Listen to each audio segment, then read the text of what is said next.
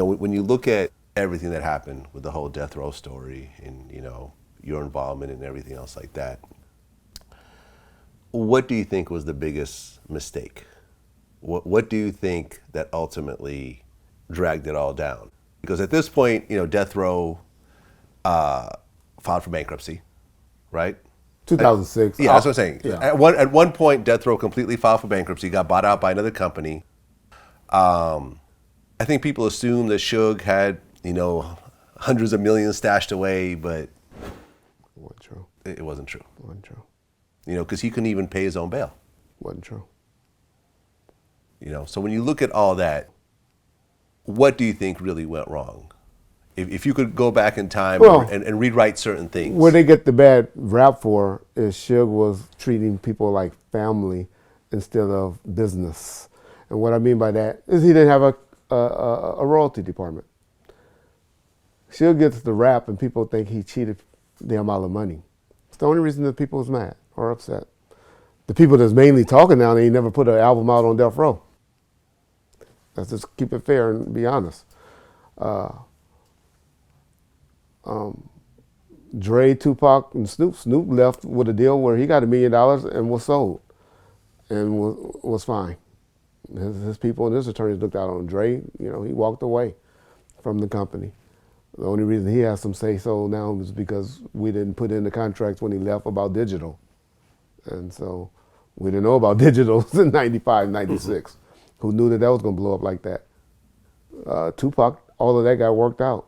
Yeah, his mom ended up getting everything she was supposed to get. They got everything.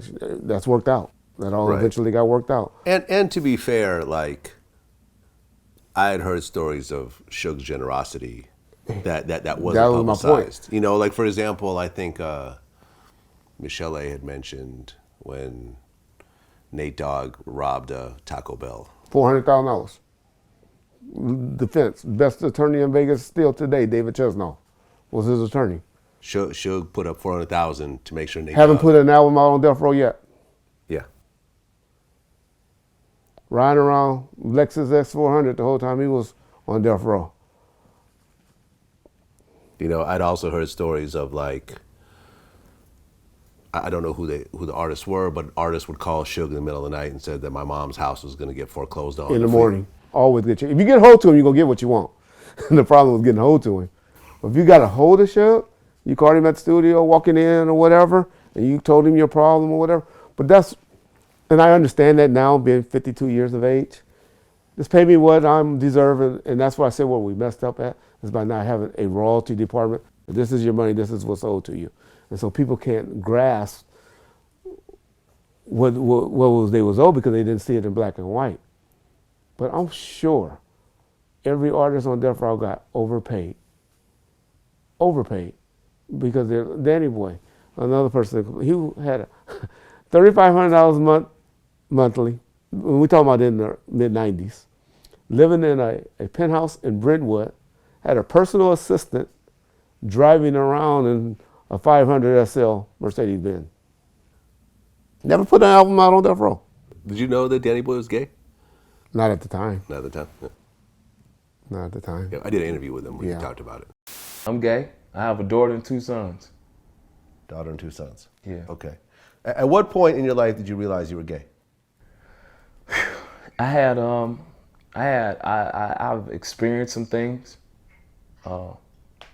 Experienced some things when I was younger. Still was loving girls, and I still love girls. But still dealing with girls.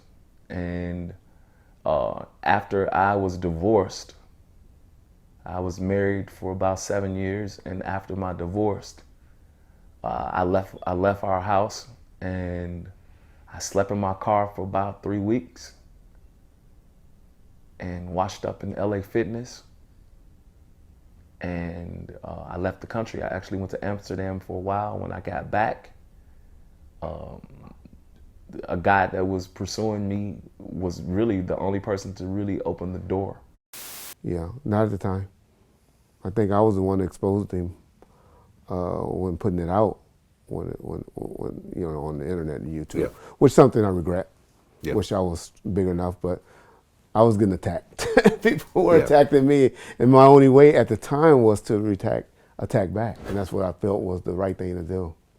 Which now, for some reason, I know it's not worth it. Yeah, sometimes you just gotta It's not worth it. be professional and let things work out. It's not worth it. I I almost, since don't apologize. You know, like I said, even Das, I said it, and talked about it again. I hate that I bring it up and talk about it because the young lady is the one that took the heat of it, the beef of it. She got beat up. Das went home and assaulted her. Told her kids, "Look, I'm gonna play this interview for you when they get older, cause you's a hoe." And stuff like that. And she texted me and said, you're saying because you're saying that Daz's wife had a relationship with Suge. And you're saying that Daz ended up beating her up afterwards? Yeah. After that got exposed and was talked about.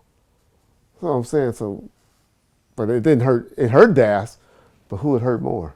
It hurt her more. Yeah. You know, the incident with Danny. Then hurt Danny. Danny shot me back. He was like, "This is the guy I looked up to like an uncle. And why is he worrying about this? Why is he putting this out?" Right. I think he has children.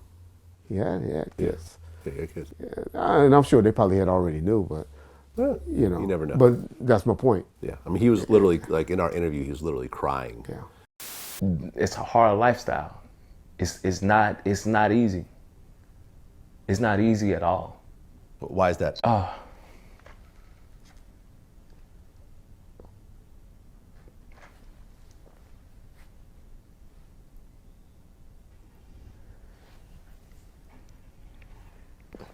I hate that I exposed that, but you know, he had came on your show saying that me and Michelet ruined the company and did this, but he forgot about the things that had happened. And I reminded him, hey, no, that is not how it went down. You went up to the prison. You had access. You went up there and talked to the man.